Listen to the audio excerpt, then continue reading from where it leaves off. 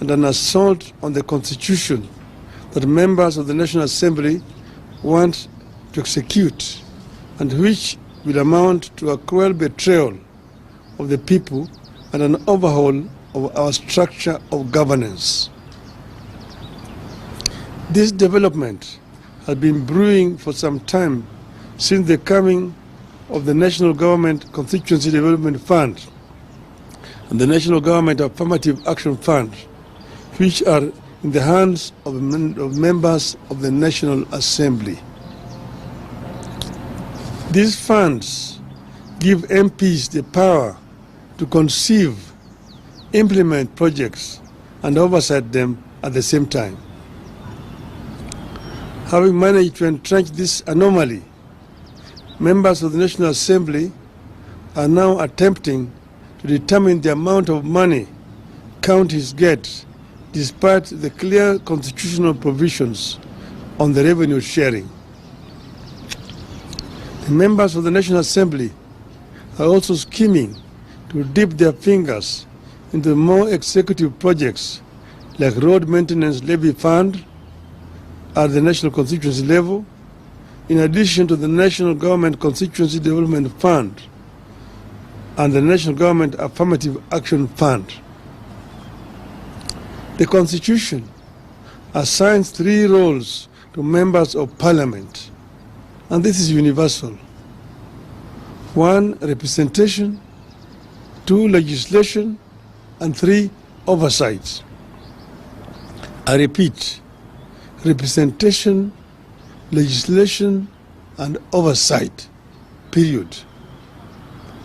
Execution or implementation of programs has never been and can never be the job of members of Parliament without creating a serious accountability crisis in our governance system to the detriment of us all. Parliament makes laws and ensures that the laws are implemented and followed. It is against this backdrop that I find the ongoing standoff between our 2 houses of Parliament over division of revenue extremely scary, unhelpful, and unnecessary.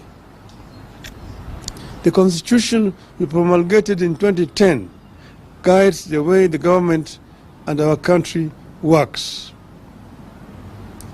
It divides the government into 3 parts, each with the power to keep the other parts under control.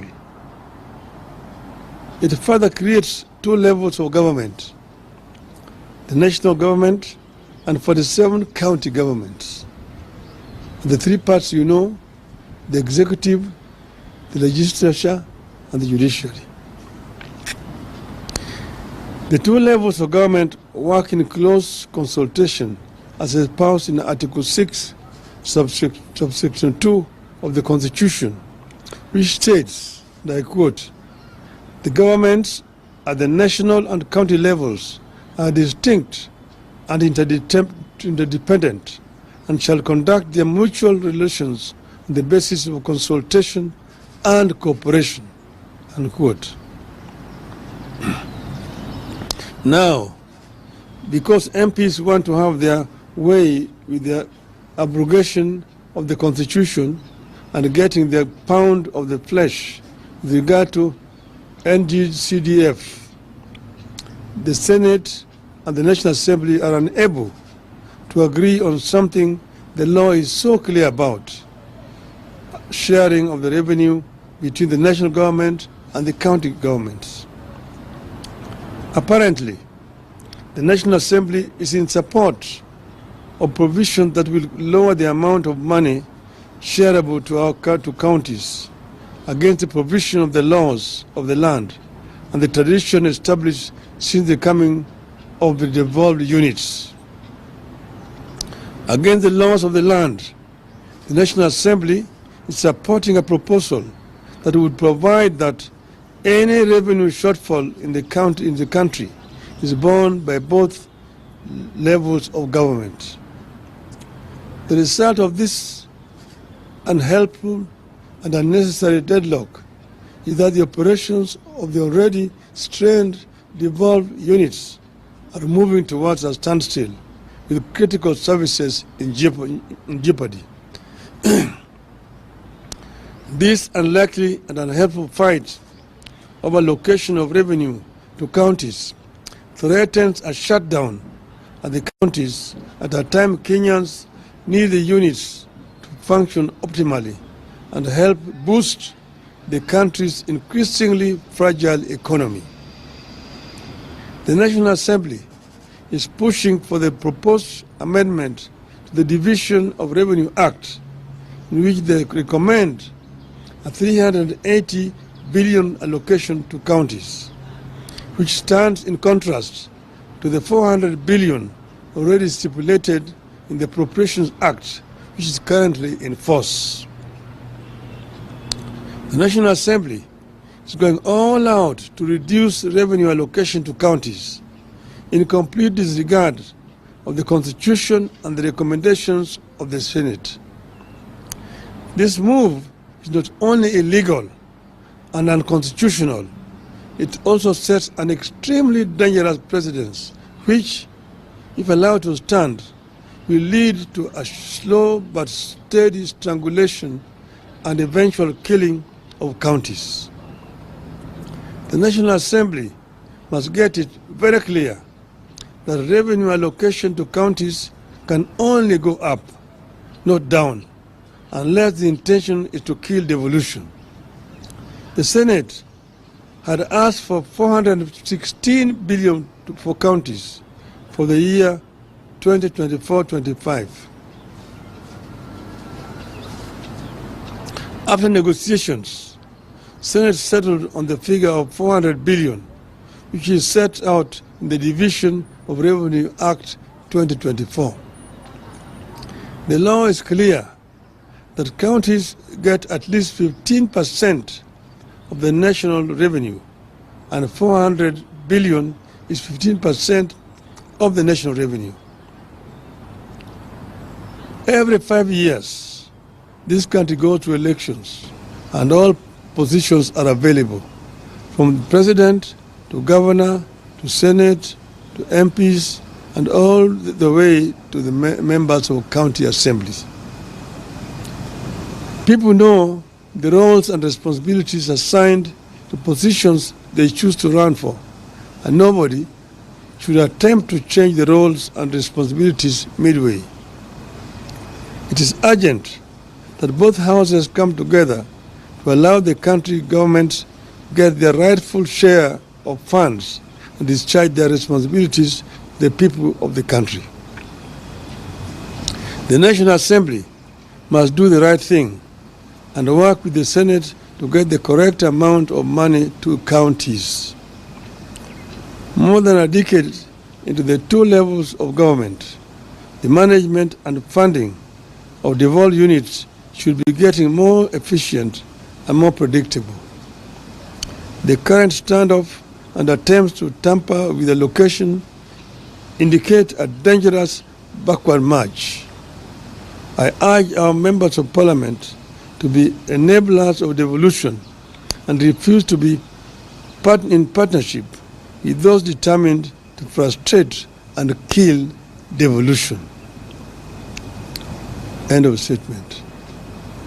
But I may just add off the cuff that devolution that we came up with has got many enemies. Many people do not want devolution to work in this country. You know, we had put in the Constitution a minimum of 15%, but it does not have to be the minimum. It can go higher up. That's why in the BBI we had wanted to raise it to a minimum of 35%. For your information, in a country like Nigeria, which is devolved, a three-tier, the local governments get 20% of the revenue. The state government get 35%. The federal government gets 45%. In other words, 55% of the total revenue in Nigeria are devolved. And that's when the devolved unit work is when the country works. It is in the interest of the national government to release more resources to the counties. That is when this country is going to be properly run. Because there are several devolved functions like health, like agriculture, and part of infrastructure, which is not working properly because resources are not going down to the counties. A big chunk of the money going to counties today is purely for recurrent expenditure, paying salaries to the staff. Very little money is remaining for the governors to do development work. And that's the reason why I find it very unfair that governors are being blamed for lack of development in their counties. And members of parliament should move away from trying to construct roads, from trying to construct health centers, schools and so on. Those are the responsibilities of the county government, not a national parliament. Thank you.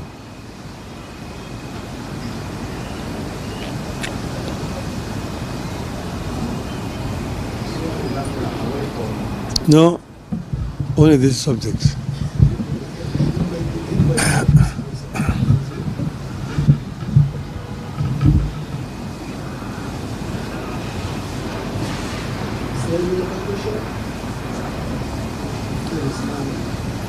Yes. I will do another statement generally, then you can ask general questions. Today is about this issue of revenue share. Okay?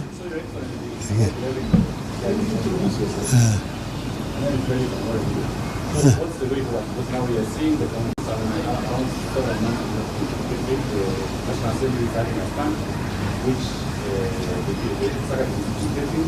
The Senate is trying to solve the stand, but what's the best way forward? How can we solve the stand to the counties and the people and the local counties cannot suffer? No, you see, it's a standoff which is unnecessary. I'm just asked the members of National Assembly to be more patriotic and move away from functions which are not theirs. It is very clear. It's so clear that, I feel very frustrated because I was involved in the drafting of this constitution. And we know exactly how this constitution is supposed to work. But it's the greed of members of parliament. Members of parliament want to be constructing roads. Members of parliament want to be constructing health centers. They want to be contractors themselves. Who is going to oversight the government? If the oversighter himself is the implementer. It does not happen anywhere in the world.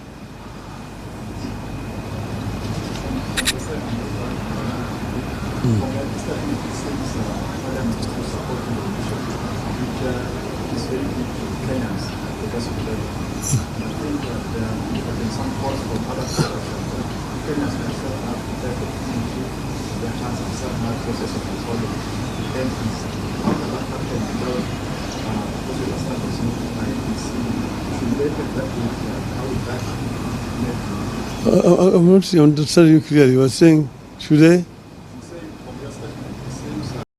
If you are not a good meditator, if you can't focus, do the 40 days technique to learn to get to alpha. When you first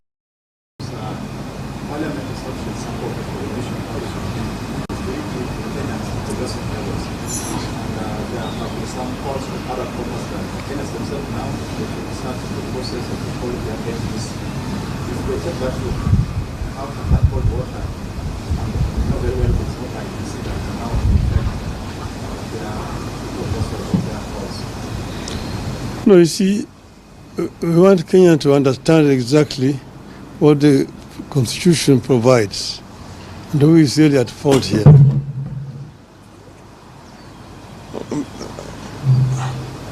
I'm basically trying to create some clarity for this issue because there's some kind of cloud. People don't understand really the bone of contention between the Senate and the National Assembly. And you can also see that, on the other hand, the county government are being blamed, the governors, for lack of development, that they're not doing anything the development which is available is only done by members of parliament. See members of parliament constructing roads, members of parliament constructing health centers, schools and so on. Because the funds which are supposed to go to the counties for those purposes are being held by the national government in what they call National Government Constituency Fund. And even this road levy fund is going to members of parliament. This is not the work of MPs, this is the work of counties. Today, the bulk of the revenue that goes to counties goes for purely recurrent expenditure. Nearly 70% of the revenue going to counties is only for recurrent expenditure, paying salaries to workers and so on. Only 30% remain for development, which is very inadequate indeed. Because the bulk of which will be going there is going into these other funds, which are under control of members of parliament. So if that were to change, then the equation would change. Nearly 50% of revenue going to the counties would be for development projects. And the counties are the ones which are actually best suited to do the development. And then you've got the county assemblies to oversight. Members of parliament are supposed to oversight the national government. You see, they're supposed to represent their constituents. Two, they're supposed to legislate. And three, they're supposed to oversight the government. But they themselves are now being involved in the execution of projects at the constituency level. In fact, there's very little work being done in the National Assembly. The Assembly is most of the times empty. There are no debates taking place in that parliament the way it used to be when we were members of parliament those days. Parliament is no longer doing its work as a National Assembly. This is why we are really calling them to account.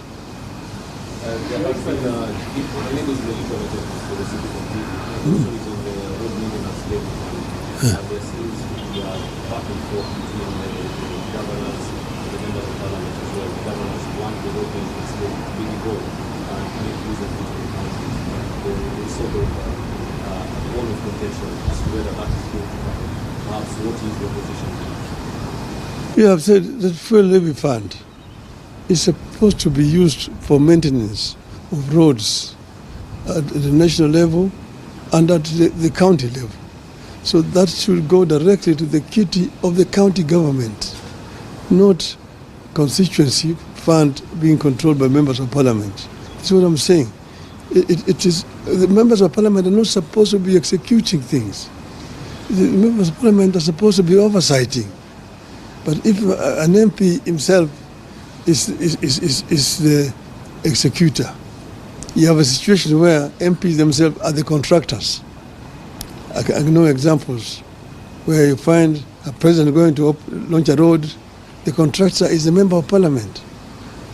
So if that's not a conflict of interest, I don't know what conflict of interest is. It is embarrassing, very embarrassing indeed. When the president came to power, the government came back, he promised to empower the citizens. He promised to enhance the... Is it possible to get a flat belly at 60? Yes. With 4-week wall Pilates challenge. Enhance the source of economy. What we are seeing from the faculty of the National Assembly is also part of this life and it's going to look at it. Yes, you know, there's a whole competition between the National Assembly, the national government, and the counties. See, there are people who don't believe in devolution. People who really prefer a unitary system of government. They think that governors are an unnecessary burden. They would rather deal with DCs. And you see this attempt to resurrect provincial administration, which actually under the constitution was supposed to be replaced by the county government. But we are dealing with people who do not want devolution. So devolution is under threat. And those of us who were there, who fought to bring devolution must stand up and be counted and defend devolution. We do believe very strongly that a devolved system of government is what will ensure equity in sharing of resources in our country and equal development across the whole country. Thank you.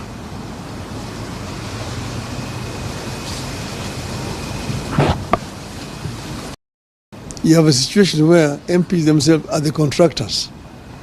I know examples where you find a president going to launch a road, the contractor is a member of parliament. So, if that's not a conflict of interest, I don't know what conflict of interest is. It is embarrassing. Embarrassing indeed. When the president came to power, the government came to power, they promised to empower the citizens. They promised to enhance the social. You ready? What we are seeing, okay. Well, ladies and gentlemen of the press, today we want to talk about. You ready? Okay. Well, ladies and gentlemen of the press, today we want to talk about the Division of Revenue Amendment Bill.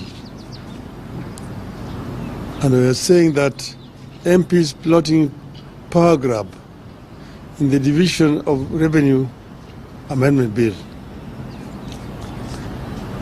A major standoff is currently underway in the country, pitting our two houses of parliament, the National Assembly and the Senate, against each other.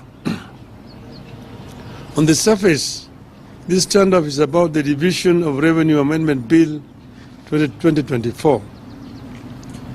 The hidden reality, however, is that this standoff is about a power grab and an assault on the Constitution that members of the National Assembly want to execute, and which will amount to a cruel betrayal of the people and an overhaul of our structure of governance. This development has been brewing for some time since the coming of the National Government Constituency Development Fund and the National Government Affirmative Action Fund, which are in the hands of members of the National Assembly. These funds give MPs the power to conceive, implement projects, and oversight them at the same time. Having managed to entrench this anomaly, members of the National Assembly are now attempting to determine the amount of money counties get, despite the clear constitutional provisions